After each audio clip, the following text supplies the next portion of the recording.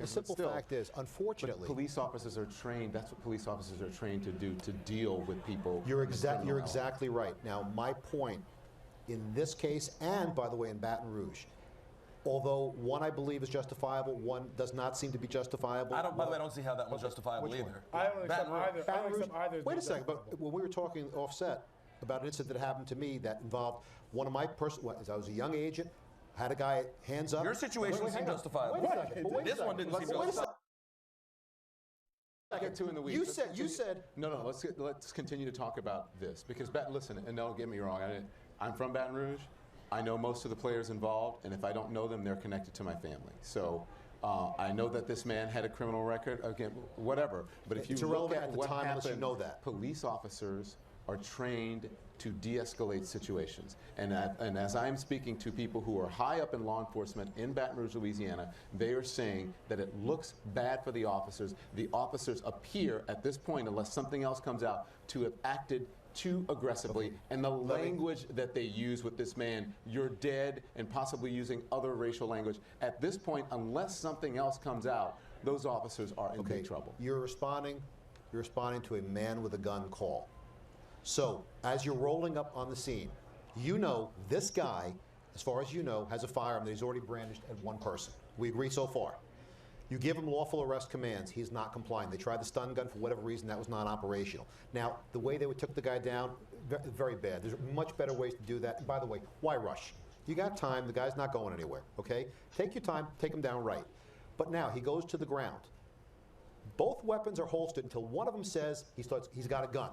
How does that happen? Probably they're wrestling, and I can tell you. Didn't they know he had a gun from the set? Yeah, but now they know. They already knew. But wait, hold on a second. Now you know. But by the way, and I've said this before, I don't believe Mr. Sterling was trying to pull the weapon on the cops. What I think might have happened, he might have said he'd try to get that gun, throw it away, get it off his person.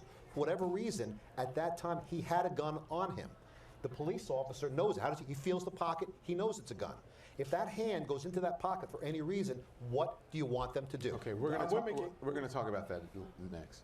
But let me just say, I am one who always says that you should comply with police officers, especially as a man of color. That's when I'm stopped by a police officer, and I tell my kids the same thing. Officer, why are you stopping me? Yes, officer, or whatever. Now, I'm an American. I shouldn't have to do that. I shouldn't have to be yes sirring anybody, right? I'm a grown, you know what man. You don't have to say sir, but if he's giving you the law, yeah. But I do it because I want to stay alive. That's why I do it. I shouldn't have to. Now, my friends, my white counterparts, don't do that. They speak to police officers in a way that I would never. I speak to them just like you do. Years do, and that is the reality of it. I have to do that because I want to stay alive. As accomplished, let me finish. As accomplished as I am, and a man of color on television who are recognizable to many people, I have to do that because I don't want to be shot and I don't want to be killed. And I am someone who is never in trouble. The only time I'm ever stopped is for something stupid, riding a skateboard on the sidewalk. That's the kind of crap I'm stopped for, not for anything else. Okay, and when that happens, yes, officer, how may I help you? I say the same thing. And I tell my kids to say the same thing. And that's what the guy in Minnesota, they said his mother said, she taught him the same thing, and he is dead today. See, here's the thing. And Don brings up a very good point with this. Then this notion that compliance and respectability can save someone's life in an encounter of police is not the reality for black men in this country. That is a problem. But I still say, and I know people will get upset, if an officer stops you, you do what he says. There's no disagreement there. And you do it. But I think you shouldn't have to, but in this environment, to stay alive, you should do that. There's no question that from a practical standpoint, I mentor young men in Brooklyn. I tell them the very same thing. We want you alive. We want you around. Right. So we need you to conduct yourself in a certain way when you're dealing with law enforcement, even though that should not be. But really quickly, I want to make this point. We are making each and every one of these situations about the facts. Did this person do this? Did this person not? Et cetera, et cetera. Those are decisions that should be made by a jury. Those are decisions that should be made in a criminal court of law because that's what our system dictates.